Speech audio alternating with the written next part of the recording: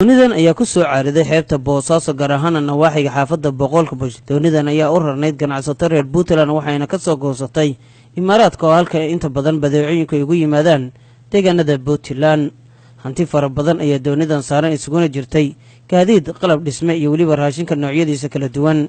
ma jirto xal muuqda oo ah in la badbaadiyo hantida saaran doonidan marka laga yimaado wax yar oo saxiimado lagu daabulo mooyaane.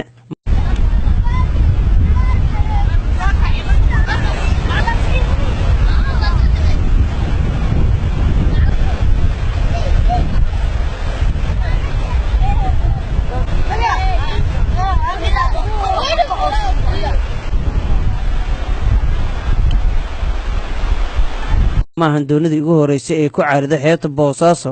muddo yar ka hor ayaa isla nawaaxigaas dooni kale ay ku burburtay, waxaana sidoo kale kula caariyay halkaasi taagii yaalay dekedda Boosaaso oo inta badan caawin jiray doomaha sidan oo kale u caariya. Axmed Maxamuud Axmed, warbaahinta SBC, Boosaaso.